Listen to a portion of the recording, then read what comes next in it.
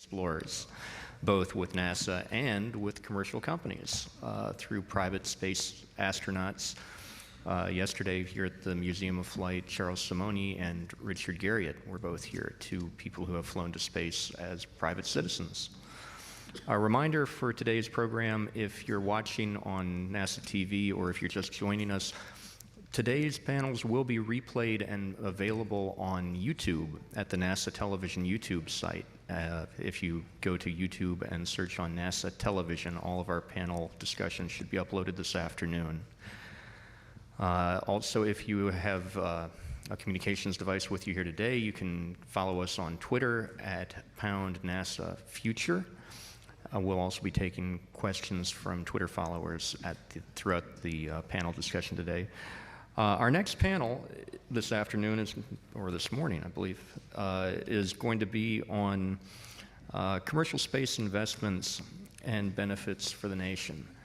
We have here today a gathering of some truly extraordinary people, people who are leading the businesses that are opening up low Earth orbit and access to the space station through truly innovative and new spacecraft.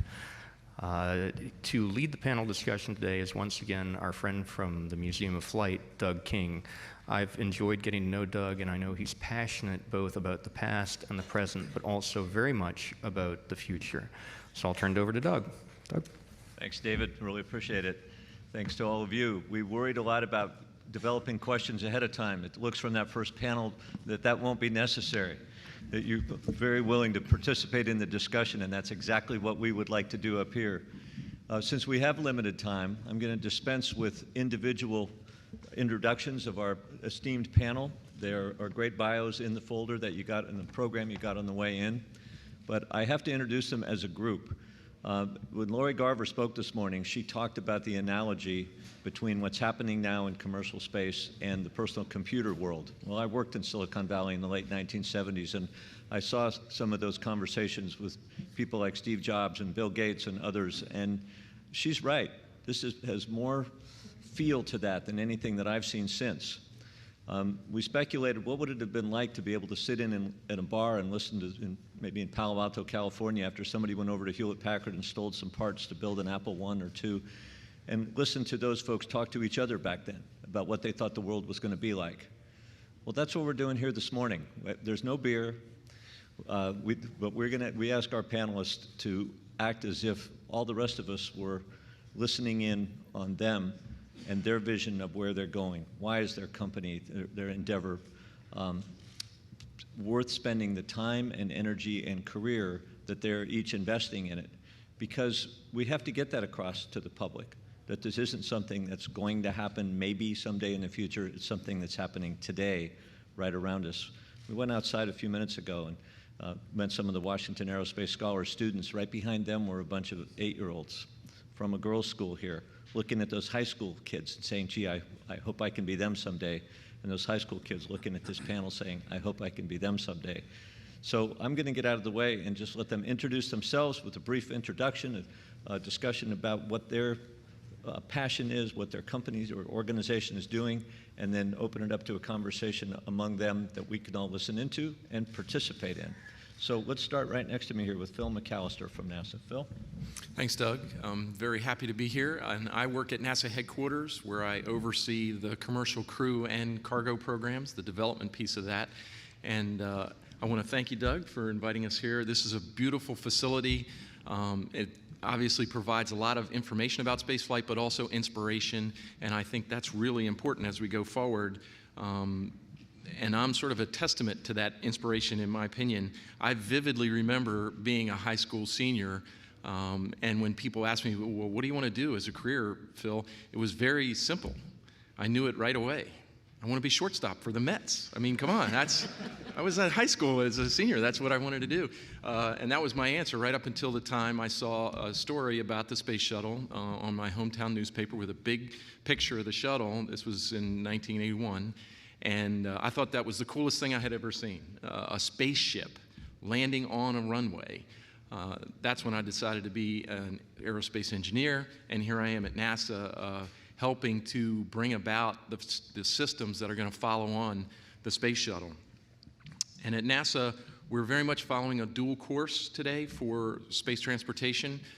For deep space missions, we're going to be using the Space Launch System and the Multi-Purpose Crew Vehicle. You've seen some of the videos about that. Those are going to be very more traditional programs and systems similar to the Space Shuttle.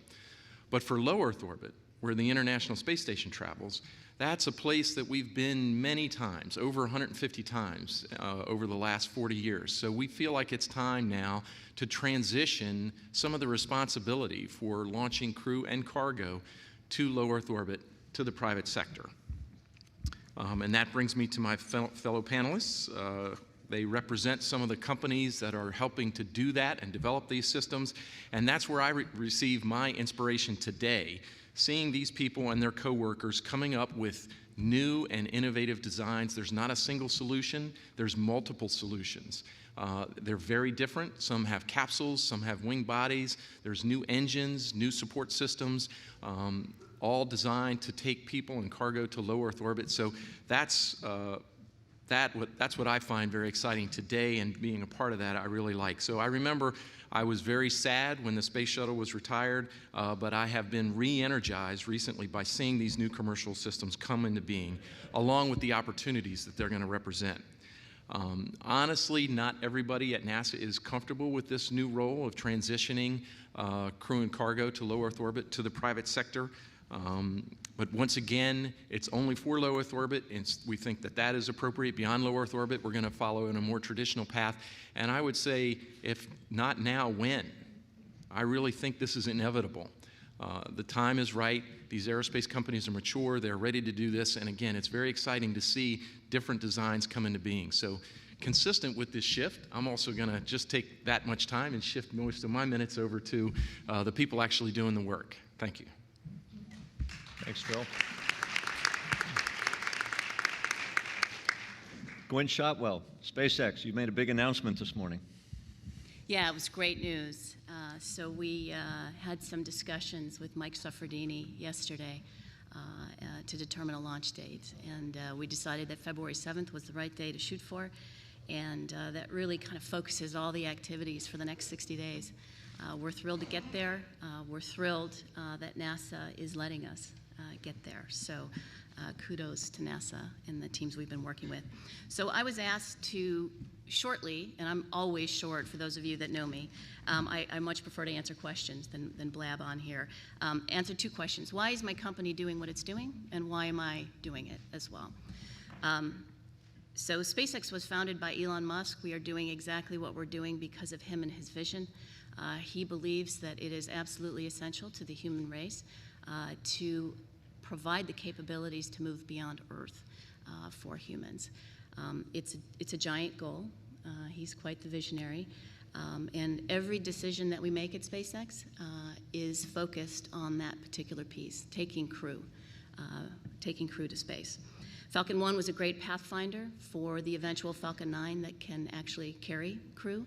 As you see kind of in the evolution of our products, Dragon Cargo is a nice foundation, a great foundation to carry crew as well. So I want to also talk a little bit about why space. I get asked this question quite a bit. I think there's two real reasons why people, or how you talk about why we should go to space. For policymakers, you have to have some reason, right? You have to have some kind of concrete rationale. And Jack Marburger said it better than anyone that I've ever heard. Exploration of space comes down to deciding whether we want to bring the solar system within mankind's sphere of economic influence.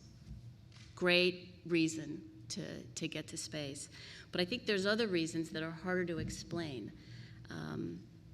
Humans explore for competition, for curiosity, and to take really great chances to improve their, and more critically, their families' lives moving forward. If you think about the great exploration in the 14th and 15th centuries, people do it to improve lives and leave a mark. Those are the harder things to talk about, but that's founded in our genes. It's hard to give rationale, it just is. Okay, so that's the piece on SpaceX and why SpaceX. And for me, I actually came into the space industry a little serendipitously. I was actually very interested in cars as a kid. Remember reading in third grade about how an engine works, which I thought was really fascinating at the time. So my venture into the space industry, as serendipitous as it was, I was immediately engaged. I think for an engineer, there is no greater chance or opportunity for solving really hard problems and the challenges that are there. So it's a great venue to do really difficult but inspirational things. Another reason, actually, and a little bit more pragmatic, is I think space is the best place to inspire children to do great things and study hard and focus on changing the world. I can't think of a better venue for that, for kids. And I'm going to leave the stage with one comment. Under the Chinese Zodiac, 2012 is the year of the dragon. Oh, that's good. We will all be rooting for you on February 7th. Gwen reminds me February 7th is a test. We will all be rooting for a successful test. Yes. Next down the way, Peter McGrath, the Boeing Company, familiar name here in Seattle, building a few airplanes. We were so excited about the announcement not long ago, 500 new jobs at Kennedy Space Center. Peter. Thank you. Yes, I am the Business Development Director for Space Exploration for Boeing down in Houston, Texas. Although I'd say I'm a native Californian, so I'm learning to deal with the weather in Texas, but it's been a good challenge. When you think about Boeing, I was going to share this. I get on the plane quite often, and first question you start talking to somebody about is, who do you work for? And I say Boeing, and they say, wow, you work in the airplane business. It's like, well, actually, no, I work on the NASA side, and it's quite often, when you talk to people about Boeing, they don't think about the fact that we've actually been in partnership with NASA for over 50 years. So if you date back to all the programs we worked on in human spaceflight, we've actually worked on every program with the exception of the LEM. So that includes Gemini, Mercury, Apollo, Space Station, Skylab, as well as the shuttle. So we've worked every program, and we really know how to deliver humans into space safely and operate in space. So when you ask why Boeing's pursuing commercial crew, which is one of the questions we were asked to answer today, it just seems like the natural next step. When you look at our 70 years of actually operating commercial airplanes and taking that and applying those commercial practices into how we actually fly humans into space, it's a pretty easy transition, especially when you think about the technology that's already there. And we're not really reinventing new technology to get to LEO. It's something we've done, as we said, for 50 years. So it's really about taking new innovation, new commercial approaches, partnering with NASA on new ways of doing business, and it's been very successful. If you look at the progress that everybody has made in the last 2 years on this program, it's pretty impressive. So when you ask the question about, why am I in aerospace, I'm probably more typical, I think, than some. My father was an aerospace engineer. I grew up in an aerospace house. I actually was introduced to rockets early on. I was barely old enough to actually see humans walk on the moon, which was an amazing feat to see. I think it was even a black and white TV at the time.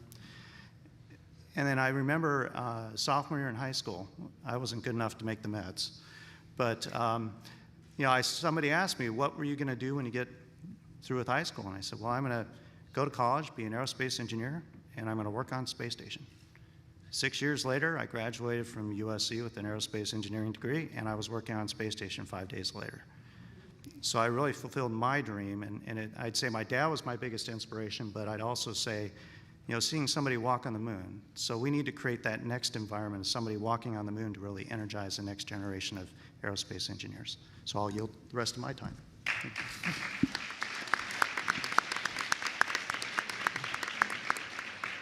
Thank you, Peter. Mark Sarangelo from Sierra Nevada. Good morning. This is a really amazing event. I think when I had the opportunity to walk around the buildings yesterday and today, it brought to mind the question of why are we here and why are we doing this. We at Sierra Nevada, I'm fortunate to be leading this group of amazing people who are developing an orbital vehicle called the Dream Chaser. Dream Chaser is a lifting body.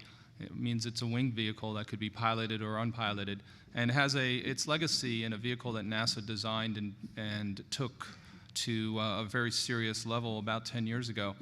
And we picked it up and we began developing it. And we did that for a reason. We felt that the legacy of the space shuttle, over 135 missions and the 30 years that it was doing, there was a spirit behind that program. There was an inspiration behind what it did and how it did it. And so many people were involved in that program. And what we felt was that as we go to space to the next level, that there is a need for different types of vehicles. There are different missions in space, like we do in our Navy and in our Air Force and other things that we do. There's never really one way to go about doing something. Ours is a lifting body, which means that it's piloted. It can take 7 crew and critical cargo to and from LEO and return them to a runway landing. And we felt that being able to do that, to be able to return those people who have been on the station for a long time and return those critical work. And many people look at the space station, it's not an observatory. It's not really there for people to take pictures out the window. What it is, it's a laboratory. And there's an amazing amount of work that gets done on that station. And we felt that to be able to do that and to enable that laboratory to be as productive as it possibly can, it was something that was one of our goals. But really what we're after, when we think of where we are in human spaceflight in the United States right now, we don't have a vehicle in this country that can take humans to orbit for the first time in 50 plus years. Right now we're reliant on our Russian partners to be able to do that. In our view, and I think collectively amongst many of us here, that American knowledge, American technology, American workers can do the same thing. We can build something like what we're talking about building, take it to orbit, and return that capability back here to the United States. So we're very, very pleased with where we're going on our progress with our program. We've just announced we finished our 10th milestone in a row on time and on budget. And I think the understanding that the industry that we've built and the team certainly that we've built at Sierra Nevada has the capability of making this happen. But it's more than that. It's also being able to see something build and grow from nothing, from an inspiration. And one of the things that people forget as we walk around and see all the great things that Boeing have done up here in Seattle, that there was a Boeing, and it was a family, there was a person, like we are. We're individuals who believe in something and believe that we can make a difference and be able to change something in the future. And I think that's the personal inspiration for me, is be able to do something that hasn't been done in this way before, to be able to fly something that I hope to be able to fly in the next few years and be able to take it and understand that this is something that we've designed and built and developed. And there's no better, I think, satisfaction than being able to take that dream and make it a reality. And then to look in the faces of all the kids that come by. For everything people say about the space program not moving forward, I think we all collectively would disagree with that.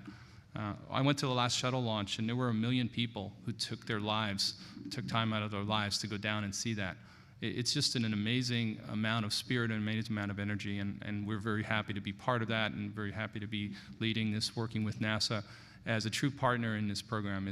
They've been an amazing partner for what we're doing, and it's difficult for government to change. And we're seeing that happen right now. We're in a different world, in a different environment, and what we have here is a private-public partnership to take something to the next level.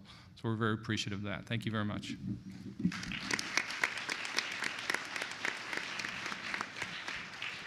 Thank you, Mark. I saw a presentation on Dream Chaser at a conference not long ago by Steve Lindsay, who just happened to be the guy that landed Discovery on its last mission. And it really struck me that it's not a lot of new people in these fields. It's people who got their experience in other aerospace companies now taking it to the next step. Our next speaker is one of those.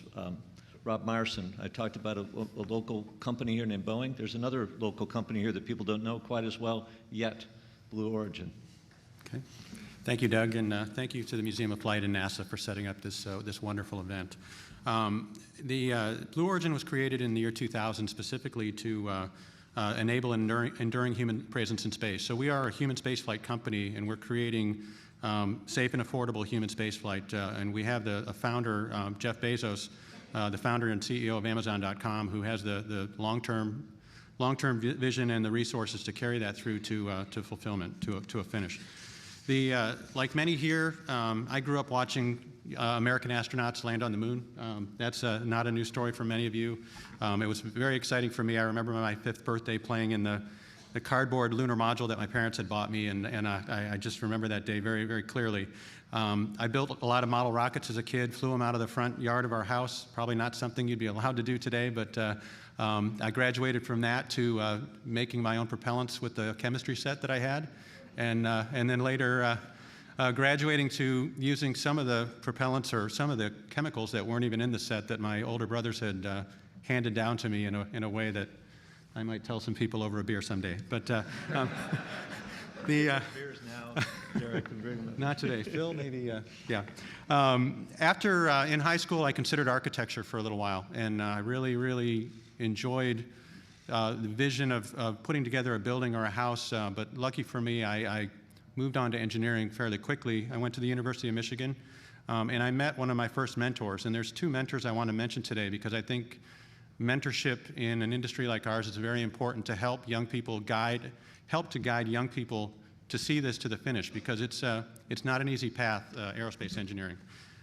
It's not easy technically, and it's not easy from a business standpoint because it is so cyclical. Professor Harm Buning was a professor, an expert in astrodynamics at the University of Michigan. He had the challenge of teaching the astronauts in the Apollo program. He went to Houston for a summer during the 60s, taught the astronauts astrodynamics. At that time, he fell in love with Houston and the Johnson Space Center. And as a professor, and his passion for space, for human spaceflight and aerospace, that really, really rubbed off on people like me. Based on his contacts he made teaching at a great institution, he developed a grassroots co-op program, which he encouraged me to join and recommended me for a position at the Johnson Space Center after graduation, or as a co-op, and then I later went to work there after graduation. Once I went down there for that first co-op tour, and if you don't know what a co-op program is, it's mixing in real-world experience with your education, so alternating semesters, leaving your school and going to your place of employment. I was hooked. It was amazing working with these people at NASA, and I went there, full-time after college. Spent 12 years working on the space shuttle, working on the space station, crew rescue vehicles. And I was able to see firsthand the talent that is there. Tremendous amount of talent within the agency, within the industry, and how much dedication and effort it takes to make human spaceflight work. Much later, I came to learn that I was hired based solely on the recommendation of Harm Buning, not because of my application. It was, hey, Professor Buning sent your application down. I don't need to know anymore. This is it. So. My advice, it doesn't happen to everybody, but when you seek out a mentor, understand what they're going to do for you, and don't let them down. So while at JSC, I also met a man named John Kiker, and John Kiker is the man who came up with the idea to ferry fly the orbiters on the back of a 747, because early in the shuttle program they had come up with the idea of putting air-breathing engines on, and they were going to fly these orbiters, and the Russians actually did this with the Buran. John came up with that idea, but before that, he had worked at Wright Field on parachutes. He'd worked with some of the Germans that came over from after World War II. And then he came to JSC, and he led the development of the parachute systems for Mercury and Gemini and Apollo. John's influence on me was really one of community and pushing me to join AIAA and get actively involved in the community. At that time, as a young engineer, I was getting involved with the Aerodynamic Decelerator Systems Technical Committee. Got involved with that group for a number of years, met people all over the industry, people at Sandia Labs that are probably some of the best in the world at what they do, working with the nuclear stockpile and things like that. So it was a little different from my human spaceflight experience, but a highly talented group of people as well. I wanted to get an industry perspective, and so my wife and I moved to Seattle, and I went to work for a company called Kistler Aerospace. And while at Kistler, there was a number of NASA veterans there. We were developing the world's first fully reusable launch vehicle. And it was an industry team that was put together, and unfortunately, the economy downturn in the late 90s led to Kistler's demise. And I was looking for another place to go, and I'd heard about Blue Origin through some of the many contacts I had made. And so once I'd heard about Blue Origin and met Jeff Bezos and learned of his vision, I knew that this was an opportunity to get back into human spaceflight and build a company from the ground up. So we're a company of about 150 people right now. We've grown from about 10 people from when I started back 8 years ago, and we're step by step incrementally developing human spaceflight capabilities. I was asked to speak about my views of the future and then how we can encourage young people to get into the industry. And I do have a few opinions. I personally believe we're a nation of explorers. I think we all do here at the table.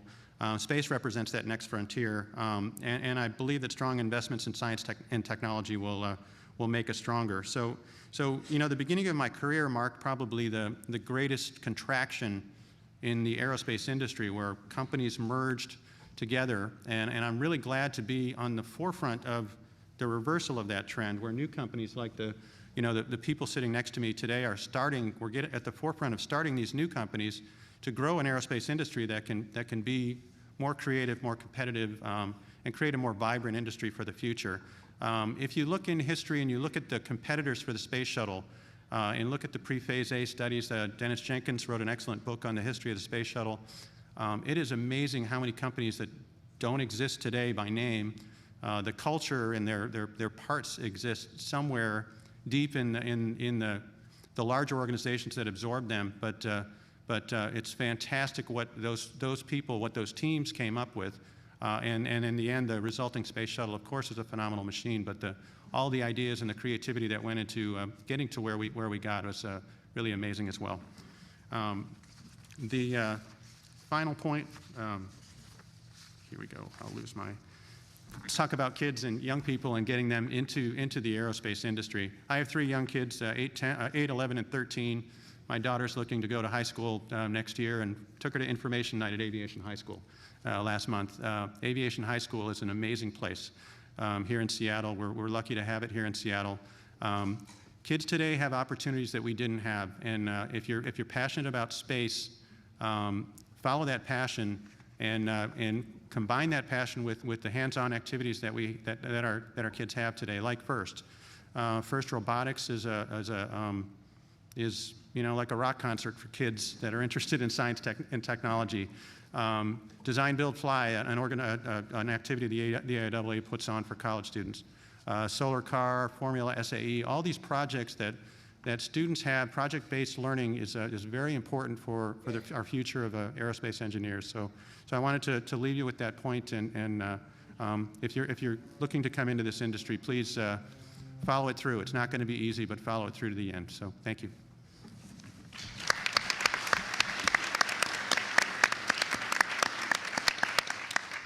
Thank you, Rob. And last but certainly not least, at the end of the table, Steve Isakowitz from Virgin Galactic. Thank you very much, Doug, and I want to thank the sponsors for inviting me to be here. I'm a little bit different than the panelists that are sitting to the right of me, in that we're offering something different, which is the opportunity to get into space and open up the frontier to all. And if I could actually just see by a raise of hands, how many people sitting in the audience today would like to go to space someday? All right. That's great. That's a good customer base that we could build upon.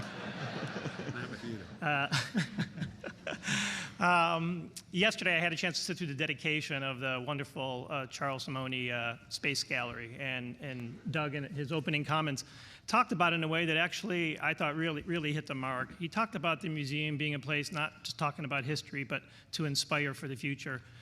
Words that were used were words like inspiration, innovation, and vision. And I want to come back to those words when I have a chance to talk about where the future will take us. A week from tomorrow is actually going to be the anniversary of the Wright brothers, certainly a big event. That's going to be 108 years since the Wright brothers first took off. There's also another pretty interesting anniversary event that follows it 3 days after, and that is actually the first production flight of the Boeing 707. And it was really through the 707 that really opened up for commercial application, transportation for all of us. And it wasn't just a military plane, and it wasn't just a transport, but it was something that we all could fly on. And from that spurned a whole great family of vehicles that came from that. In 1961, Alan Shepard was the first American astronaut, and he did that through a suborbital launch. And I'd like to think that 54 years after that, just like the 707, we will be busy at Virgin Galactic being the first provider of suborbital launches to all of you here in the audience. So what are we doing at Virgin? Well, we have a design that's based upon the heritage of the vehicles that had won the X Prize Spaceship One and White Knight One. Under the vision of Richard Branson, who is a person who has the wherewithal and the excitement to try to explore at the frontiers, followed up from that event to make a major investment in the next generation of those vehicles, which we call White Knight 2 and Spaceship 2. Having the ability to have the White Knight carry the Spaceship 2 at an appropriate altitude at 50,000 feet, dropping what is essentially a rocket plane, and powering for a suborbital flight into space for 6 lucky individuals. We have about almost approaching 500 people that are signed up that would like to have that experience of a suborbital flight into space. We've also more recently have opened it up to researchers and education. We've had different universities and consortium who have come to us and actually have put down reservations to fly. More recently, NASA had a program that sometimes referred to as Cruiser or the Flight Opportunities Program, where in fact we're going to be flying some NASA-sponsored experiments on our vehicles. Which brings it to me. What brought me here? I was inspired very early on through the Apollo program. I mean, frankly, if any of you have seen the Saturn V, there's no vehicle that really gets your heart throbbing when you see something as tall as the Washington Monument being able to lift off. And in fact, I'm going to tell a story that hopefully my mom's not watching us or twittering. When I was a kid, 8 years old, during the actual moon landing of Apollo 11 and Neil Armstrong went to step on the moon, I remember I was kind of getting impatient because it actually took a while for NASA to kind of clear him to go and step down, and it was very late on the East Coast. I had my sister sitting next to me, and invariably we got into a big fight. My mom being a little upset with us, she says, "You two need to go to bed." So I actually never saw Neil Armstrong put his first step on the moon. And I said from that day on, I'm going to somehow be a part of a future effort that'll get us back to the moon. So in part, I could say my mom was helping to be my inspiration to want to explore into the future. And let me just finish it on the 3 words that I had mentioned up front, which was innovation, inspiration, and vision.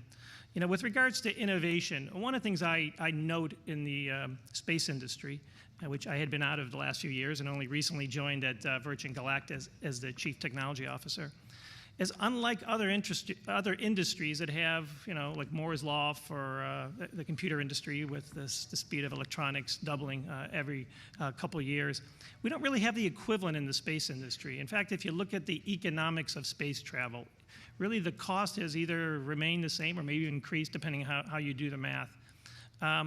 I think the challenge to the panel here and what we're all trying to do is to change that, to create our own law that perhaps maybe every 5 years the price of space travel will be cut in half so that more and more people would have the opportunity to enjoy space travel and allow us to push the frontier of space exploration. Second, with regards to inspiration, when I first got this job, I went back to my alma mater at MIT, which I often do to give talks in terms of what's going on in various fields. And one of the things I was really struck by is I went back to my old department, my aerospace department at MIT. And usually when I go and give talks, you know, I'll maybe get 10, 15, 20% of the students that would be in attendance from the whole department.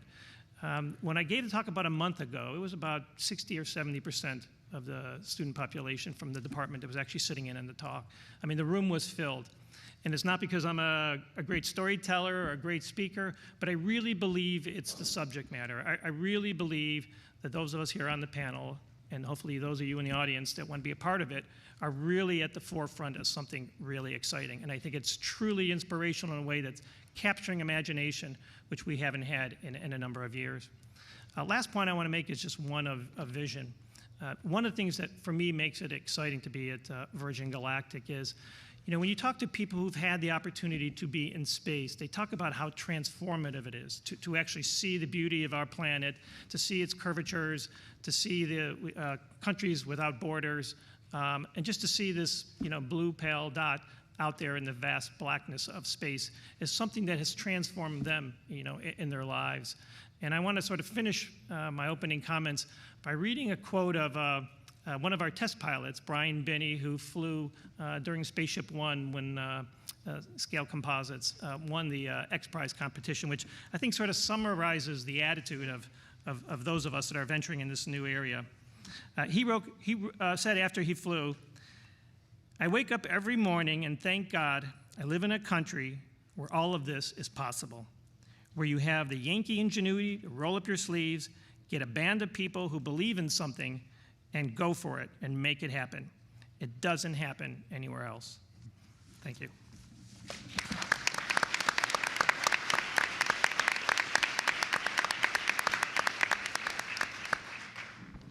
All right, I'll lead this off with a question I've gotten from a lot of people, and you're welcome to come up to the microphone. We've got a couple of questions on Twitter already, and let's make this a discussion.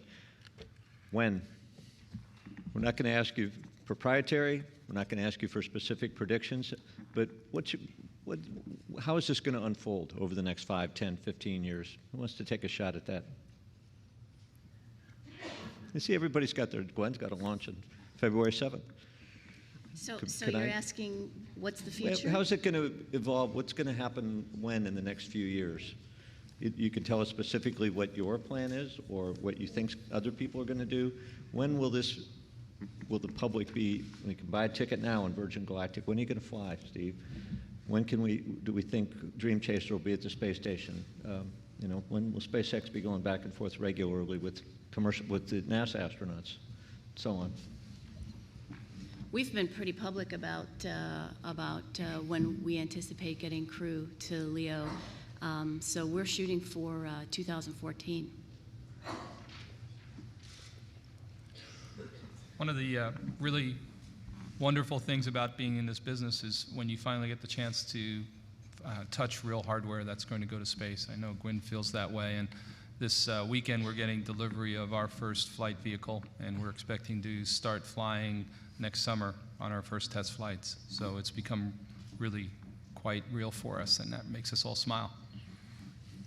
Yeah, I'll second that, Mark. We just delivered our thrust chamber to Stennis Space Center last month. It was received and unpacked, and the team at Stennis with Blue Origin is working to install that engine and test it early next year. And it becomes a reality. We're developing, a LOX hydrogen booster engine that'll power a reusable launch vehicle here in the future that'll carry people to and from space, and that is a big, bold vision, and we're excited about it. So.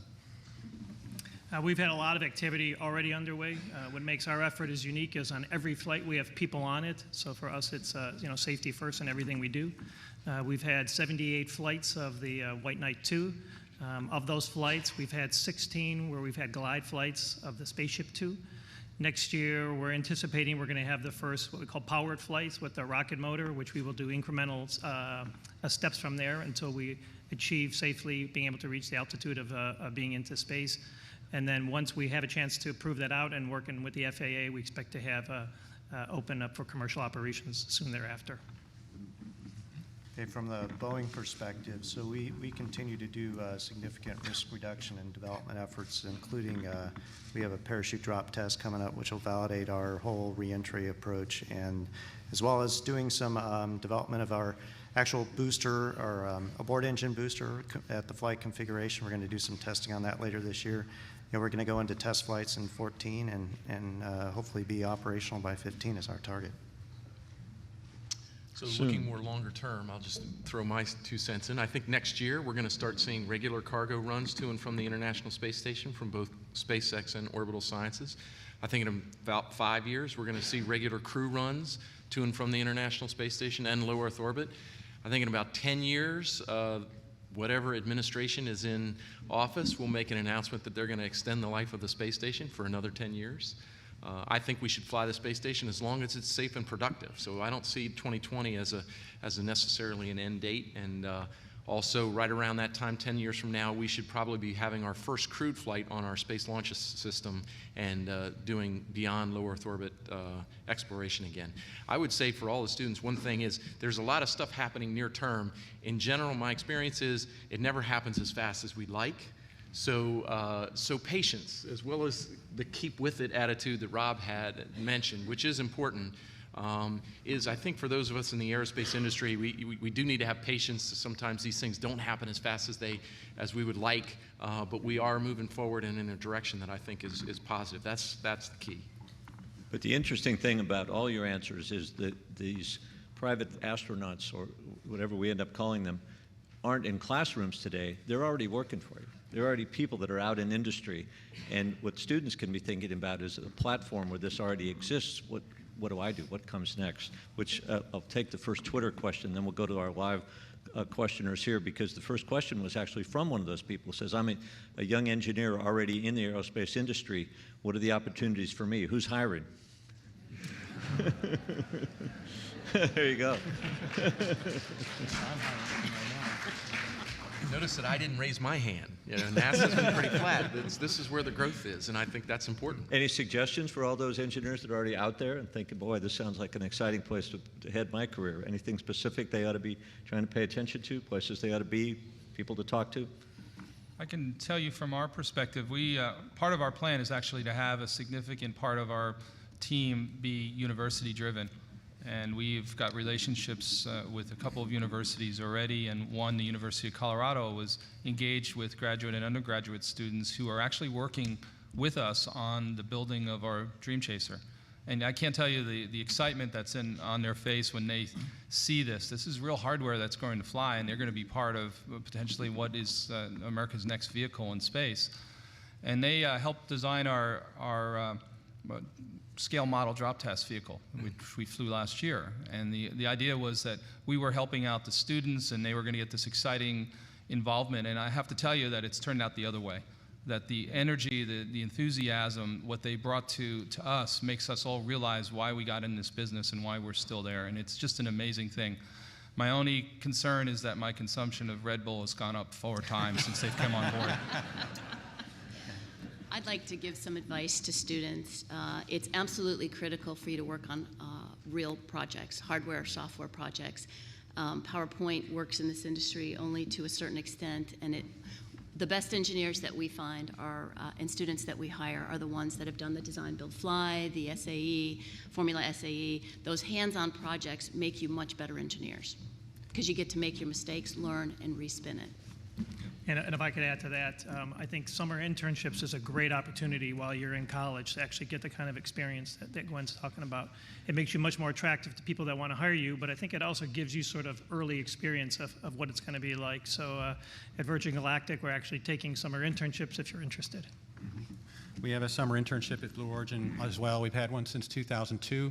We hire both college and high school students. The high school students come from aviation, so I'll put a plug in there as well. So can't hire nationwide for high school student internships. But I want to point out one thing. We have a pretty vibrant internship program, and one of our recent interns from last summer just is coming to work for Mark. And I'll say, while I would have liked to have hired him, for Blue, I'm happy that he's going into the industry, and particularly into the commercial industry, because it makes us all stronger.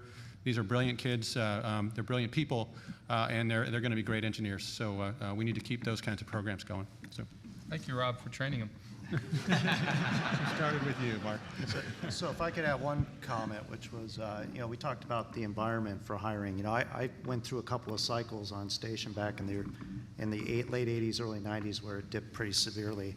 And I'd say we probably have lived through that dip last year. It's been a tough year for the reason, primarily, I think because of the gap that occurred with the retirement of shuttle, and then the decisions made on all those future generation exploration systems kind of came a little bit later. So that caused a little ripple effect in the environment for, I think, the industrial base. But if you look at where we are today with NASA moving forward with SLS, MPCV, commercial crew, and you look at all the things that they're putting in place for the future of human spaceflight, I think there is opportunity out there as we look forward in the next several years for jobs in the market to grow. And I'd say, if you look at the demographics in the market, there's a need to backfill with younger engineers coming in and training, because there is a significant amount of senior engineers that need to definitely train so that they can at some day retire, hopefully. So I think there's definitely an opportunity. I think we kind of hit the lull in the middle of this year, and I think we're going to start seeing things hopefully get a little better going forward.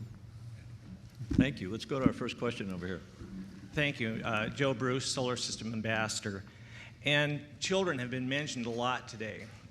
I want to focus a little bit more on elementary kids. Math and science, we need to get our kids hooked on math and science early, because by the time they get into junior high and high school, we may lose them. What can your companies do to help our elementary school teachers get these kids hooked in math and science so that we can continue to be world leaders in what you're doing?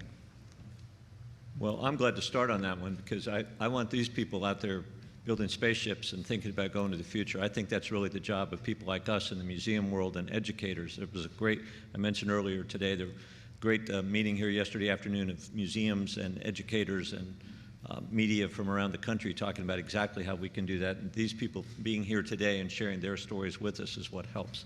If any of them have a specific comment, great, but that's really our job. Yeah, I'd like to answer that. I think what you have heard from all of us, and I'm no exception, is that we were all inspired when we were 10 years old or below.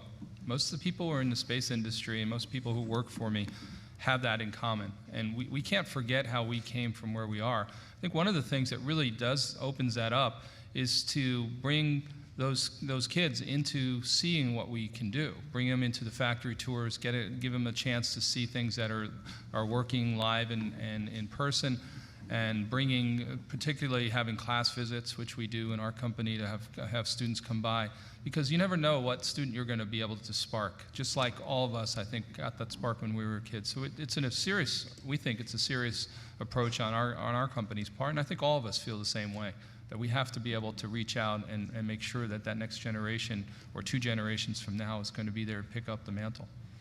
We operate a space launch facility in West Texas, down in Culberson County, just a little bit north of Van Horn, Texas. It's about 2,500 people in that community. We invite the 5th grade class from Eagle Elementary to come in and tour the site every year. And it's a small thing, but it reaches out. These kids are growing up in a community that's not one of the wealthiest communities in the country, and they have a thriving space business in their community, and they're able to. What we hope is over the years that they'll look forward to being in 5th grade so they can go tour and go get a look at the site out there. So it's a small thing, but it's one of many things. It's going to take a whole community of people to do those kinds of things. So I'll go back to Steve's earlier comment that his mom did tweet in, "I can't believe you told that story."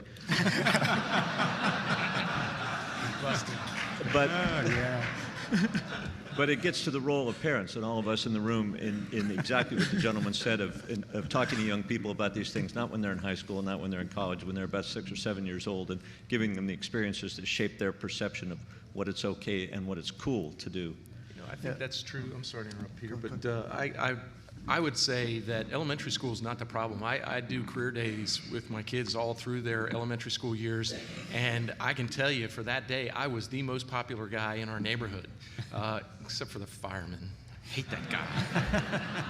Or the baseball players. Yeah, he brings his truck. That's not fair, right? He's a neighbor of mine. I think every career day I'm going to let the air out of his tires so he can't make it to the school. But anyway, they're hooked in elementary school. So to bring a dose of reality, where we lose them is when they get older and they get more thinking about their career and what kind of opportunity they are going to have in the future. And that's when they may get disenfranchised somewhat. That's where we need to make the connection. And I think what it has to do with is just what Peter said, is this lull that we had most recently. We've seen a lot of those cyclical happenings in our careers over the years, and it's primarily because of government spending has fluctuated. And when there's a downturn, we experience that downturn. That's why this activity is so important, because if this commercial crew and cargo industry takes off, we're no longer dependent on just NASA's budget going up and down. The private market will spur these innovations, will spur these opportunities, so when kids get closer to high school, they're going to see those opportunities, and it won't just be about NASA. The pie will grow bigger, and that's why I believe this is the right path, not only for NASA, but for the nation. Space has to be cool. It has to be cool to be technical and enter into these kinds of fields, and that's something that SpaceX definitely tries to focus on. We publish videos on almost every aspect of what we're doing. We try to put great music to those videos, and I think, frankly, the Silicon Valley entrepreneurs have made it okay to be nerdy. And I think you really need to get kids over the hump of it's okay to be a nerd. So I was going to add something, and so now that I live, Speaking of nerds. now that I live about 2.5 miles from Johnson Space Center and about, and I live in a community that's filled with astronauts and people that work at JSC, I'd say my kids are extremely privileged, and in elementary school, when they go to school, they're surrounded by that environment. Parents are all NASA employees or aerospace employees. You have a carnival day and astronauts show up and sign pictures, and you're kind of inundated with it. It's a great opportunity that I think we benefit for being in such close proximity. The question is, how do we take that and kind of replicate that when you're not so close to a Johnson Space Center or something? Mr. Nye has been waiting patiently. Well, yeah, I have a question.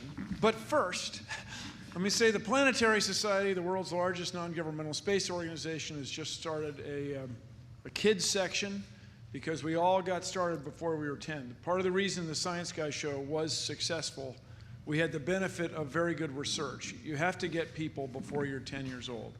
And then the big turning point is algebra. We have to make sure people learn algebra. So, Rob, I would say to you, having kids come to your facility once a year is not a small thing. Mm-hmm. That is a huge thing. And if you guys can manage to do that and keep your what you do, the proprietary stuff to yourselves, that is not a small thing. That could, dare I say it, change the world. Now, my question. We all love going into space. Who wouldn't want to go into space? Jumping around, big fun. But if we're going to go farther and farther out, humans, after about 6 months, humans aren't that good. Everybody has to work out 4 or 5 hours a day, and you lose a lot of time. When people come back, they can't even walk. So are you guys thinking big about some kind of spacecraft that would spin so that we would have some level of gravity so that when we go way, way out, you would have the advantage of not losing your bones, your bone density, and you also, it may help people not be so crazy. That is to say, help people get along better, these psychological problems, if their environment was more like where we grew up. Thank you. 2001, A Space Odyssey, we've all remembered what that looked like. Anybody thinking that way? Sorry. I think it's interesting, We've got a pretty Bill. That's big a great problem question getting to Leo because right now. And Right. NASA's supposed to be going beyond Leo, right? Right. I know it's going to come back to so me. you got to go there. I'm actually Phil. glad you guys didn't answer that question because I do want them focused on this near-term mission. That's the one where the real business opportunities lie. I don't think there's a lot of business opportunity in that kind of deep space mission. That's still what NASA is very much about. Hopefully at some point we can push the boundaries out and turn that over. There have been over the years different groups at NASA to sort of look way, way beyond, Bill, and I think there's a group right at NASA today that still does some of that. So yes, I think there are some activities along those lines. Looking at the deep space mission, Mars now has become more into our sort of trade space for human exploration. That kind of had a lull for a little bit at NASA, but now we're definitely talking about going to asteroids as the next mission and then going on to Mars. Those are very long duration missions, and we definitely have to work the human countermeasure part of that very strongly. Because right now, today, I don't think we have confidence that we could mount a Mars mission. We definitely need to do more technology development. You heard the panel this morning. That's where those things are going to come from, I think, for those far, far out thinkers. And we're going to need that if we want to take these deep space missions. Back to this side. Yes, my name is Bud Chasteen. I'm a docent here at the Museum of Flight, a space enthusiast, but also a concerned citizen. I want to go backwards in time a little bit and ask a question. I've been finding myself doing that more and more at my age. I was very worried, concerned, and a little angry that we decommissioned the shuttle without having a replacement. My main question is this.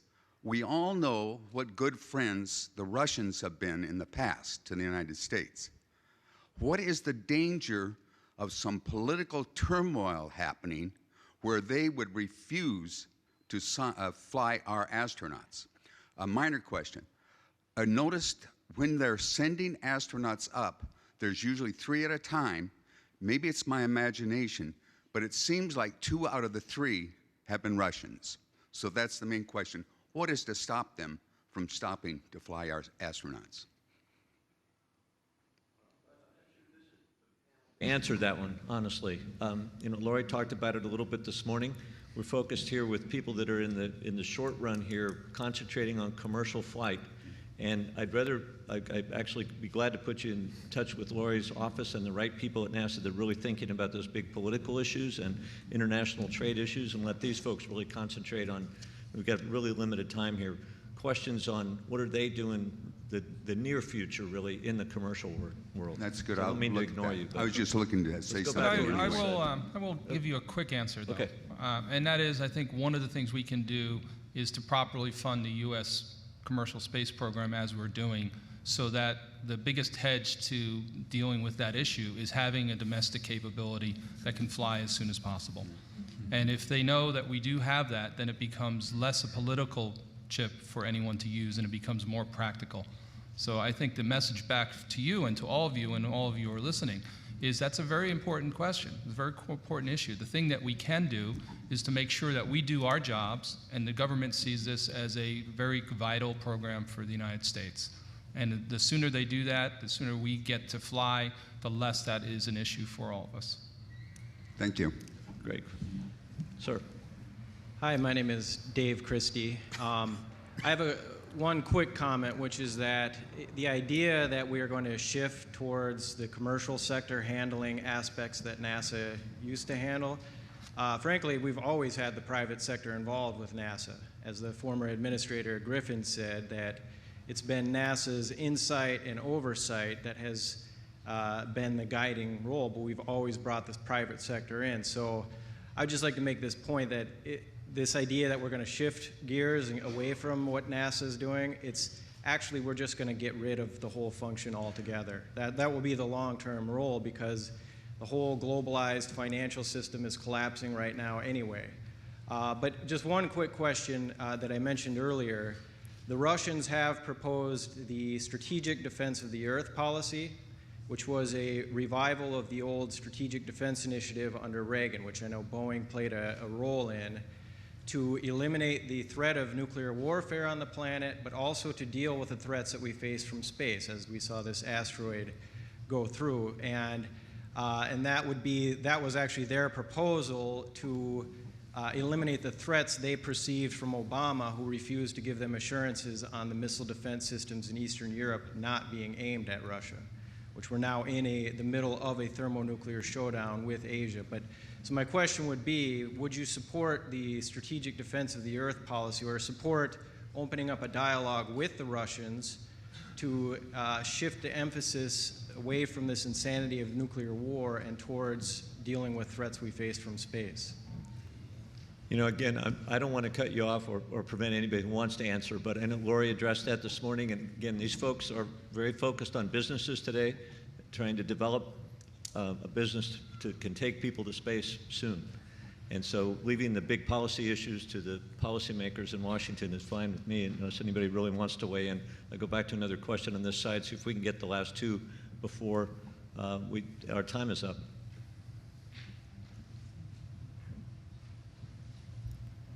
Hi, Rachel Tillman. I'm also daughter of a space mission operations person with Viking Lander, so I follow the geek family line. And I'd like to ask, like him, I'd like to ask, as a business person myself and an innovator with patents who's experienced working in startups and working at some of the companies that have been influential in all of the work done by Boeing, Intel, and then moving on myself as a workforce professional and developing those programs that will sustain us as a nation and a global nation as well. What kinds of investments, and you've talked about them to some extent, what kinds of fiscal investments are you going to do to balance the need to grow your business, because we need to reinvest money in growth for companies to continue, reinvest in workforce development, and I'm looking at these not as versus each other, but a balance of these types of investments. So workforce development, growth for your own companies through proprietary innovation, and open innovation with universities. So what that mix is. Great question. I'd like to take that first, Gwen. I'm not sure I'm going to hit all your points, but I can tell you that SpaceX plows pretty much all our operating revenues back into our operating or our R&D for future programs and for future capability. Yeah, and I can't give specific numbers either, but in the size of the company that we are within Boeing, there's a significant investment in research and development and always advancing technology. You can look at the 787 that just recently flew as a significant investment from the Boeing company on the future technology for commercial aircraft. And I can say that we continually invest in the future for our defense and space systems as well. I'll take a shot. It's, we're in a unique position because we have steady funding, and we're going to be designing and building and flying space vehicles 15, 20, 30 years from now, regardless of how the program changes over time. So we do a lot of things internally. We have a philosophy at Blue Origin. We're not just building a rocket, we're building a company that builds rockets. So we're making those investments in our people, our tools, our policies, procedures, facilities. We have rocket engine test stands, labs, all the equipment that we need to do these things over the long haul. I mentioned mentorship. That's an important thing to me. We have mentors within our organization for our young engineers. We have a rotation program for young engineers. Mentioned the internship as well. And then I'll leave it with, you know, builders win by building. You know, you learn through those experiences, but either success or failure, you're going to learn. So you have to keep doing, and you have to keep persevering and moving forward. And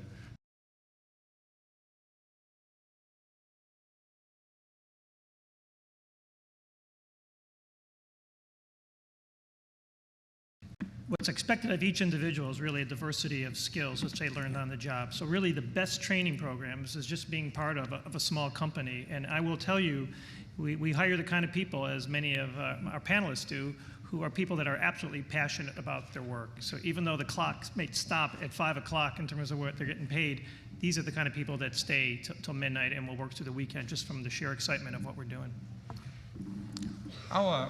I think we all are, this is what we do as companies, we reinvest heavily in what we're doing. So I'm going to take a little bit of a different take on the question, and that is that once we are flying, the vehicles that we're building have the capability of acting as the scientific test beds in space. And I think we oftentimes look at the current activities that we're doing. We're building vehicles, we're going to go to LEO, and we're going to go to space station. But this is an industry that's being built to provide access to low Earth orbit, not just access to the International Space Station. And it's very much in our plans to have a very robust science platform within our vehicle to allow for the facilitation of testing, because there are many other people who have innovations who want to find a way to get those innovations tested in space, and that's a big problem right now. It's a very circular issue. You need heritage to get to space, but you can't get heritage until you get to space. And we want to try to break that cycle by providing a way for many people, many researchers, to do the research in space that will enable the next levels of technology. We've got 2 more questioners, and those will be the last 2. So let's go over here first. Thank you. I'm Greg Scheiderer from SeattleAstronomy.com. I was one of the many people who raised their hand that said, yes, I would travel into space. However, my challenge is that my wife, who is very reasonable in most things, has this crazy notion that space is a dangerous and hostile environment and might exercise veto power about me climbing on one of your vehicles. So, you know, any advice you might have for overcoming that objection would be most helpful in the future. My main question is about how you've gazed into the future about the notion that it's a competitive industry. Is it going to be like, you know, talking about your old technology, you know, Betamax and VHS, is one going to win, or is there room for all of your different approaches and technologies as this industry goes forward? Thank you. One of the most important contributors to safety is to fly your capability over and over and over. So SpaceX has designed our vehicles so that we can deliver satellites to orbit, to their operational orbit with the Falcon 9, which is crew-rated. We can deliver Dragon to the International Space Station, which is crew-rated. So basically, we've formulated our strategy on the building blocks of our technology to make sure that we were developing systems that could be used for many purposes. So to give you some advice with your wife, I would fly with SpaceX because we will fly way more than our friends. Well, so I guess I'll go after that. He's a brave man. Well, I'll start by saying you fly on Boeing airplanes, right? Oh, yeah. Yeah, that's our brand. You think about it, the Boeing brand is probably more important to our company. Well, I'd say people first, but Boeing brand is an important aspect. And if you think about the fact that when we build an airplane, the idea is it's got to fly and it's got to be reliable. When we build spacecraft, it's the same thing. When you look at the reliability or the designs that we put forward, they're designed with the reliability standards in place. We've worked with NASA on providing human spacecraft for 50 years. We understand what's required to provide first-time quality and highly reliable systems. So when you look at it from that perspective, I say we've got a proven track record of having reliable capability, and it's just like stepping on an airplane. It will be. It needs to be. It needs to be, yes. Mm-hmm. From our perspective, we just finished the launch of our 410th space mission that we've brought something to space, and we've had over 4,000 things that we've built go to space, and they've all operated without any on-orbit problems. And it becomes part of the passion and inherent design, and I think in the companies here, that safety is the most important thing that we have, because we don't have an industry unless we remain safe and we understand those parameters quite well. It's really an amazing thing to see how much technology is going into these vehicles, but how it's going to be tested, how many times, how many flights is going to be going up. We believe that we are safe, and I think we all believe that there's room for multiple companies in this industry. But I will give you my advice for your wife is that I had the pleasure of meeting one of the most fun people that I think I've ever met, and that is Richard Branson's mother, talking about Steve's mother. Richard Branson's mother is now 91, and she raised her hand as wanting to be one of the first people to go to space. I've known her for a number of years, and she has that kind of attitude. And I think one of the things that we like to do is to have people talk to people who have that passion, because they understand that sometimes things that we want to do take a little bit more courage than other things, but that's what makes them worthwhile. I agree that over time there will be markets and room for multiple players in this industry, and I believe in that strongly. I think NASA can help to accelerate that by doing some things, by ceding control of Earth-to-orbit transportation to companies like ours up on this panel. And Lori talked about that in her speech a little bit, but it's we need a space economy. If NASA is controlling that through detailed specifications and the way they procure spacecraft and launch vehicles, it's not going to enable entrepreneurs that are out there that haven't gotten into this business just yet to jump in and want to compete on that kind of a ground. So NASA can help this in the long run, and they should strongly consider it. Yeah, the only thing I'll add to that is pick up actually on Peter's point. Although I talked about Virgin Galactic today, we're part of the Virgin family of companies, and one of it is Virgin America, which is the operator of Boeing planes and others. Clearly, it's safety first, and we have tried to imbue that culture in what we're doing at Virgin Galactic, because we realize this is the business, and we can't afford to have a bad day. So that's why we have a very extensive test program, and sort of pick up on Mark's point, I thought he was going to go in this direction, which is not only is Richard's mother interested in flying, but actually on our very first commercial flight, Richard wants to fly with his mother and 2 kids. So we joke among ourselves at Galactic that we're probably all going to have to be the guinea pigs before he flies to make sure that it truly is the safest vehicle in the world. I think just one other quick comment is that NASA is our partner in this program, as is the FAA. When we get to fly here in the next few years, it's not like we're doing this as standalone entities. We're doing it as part of a system that has oversight, regulation, involvement, and those are standards that we're all going to have to meet or we don't fly. No different than the FAA certifies an airplane, and if you don't get that certification, you don't put paying passengers on that airplane. We're going to go through the same type of rigorous oversight, involvement, regulation, and review of our programs before we do take people. One more question. I would like to make an acknowledgement, not a question. I've been associated with the Museum of Flight. Oh, I'm Jim Tillman, the crusty old Martian, ever since the Red Barn was the Museum of Flight. Georgia Franklin, once a month, would bring a school bus full of kids, and we'd talk about space. Their questions were really inspiring and just helped me keep on doing this stuff. My daughter Rachel, who was just in front of me, I forgot to mention, I found a meteorology instrument that was surplus. I did not know it could be surplus. And I called Martin Marietta and said, what else do you have?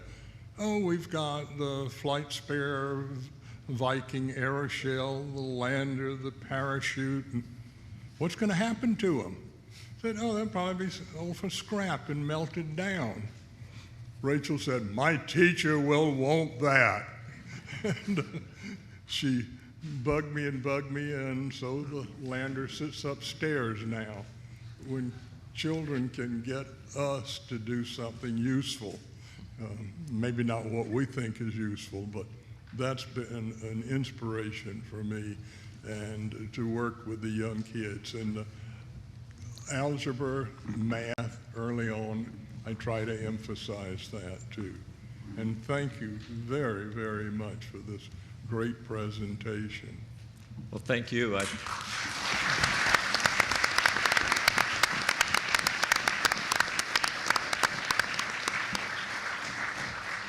of the most inspiring people that I've met since I've been here in Seattle is Bill Boeing Jr., who cut the ribbon on Boeing Field here in 1928. He's turning 89 this month, and sent a note yesterday to Charles Simonyi on the dedication of the Space Gallery, referring to the change in the commercial aircraft industry that he saw in the 20s and 30s, and likening this time till now. And that puts me in mind of a great closing quote. I think Peter Diamandis, who founded the X Prize and has been behind a lot of these ideas over the years, often says that before Charles Lindbergh, people who flew in space were called flew in aircraft were called daredevils.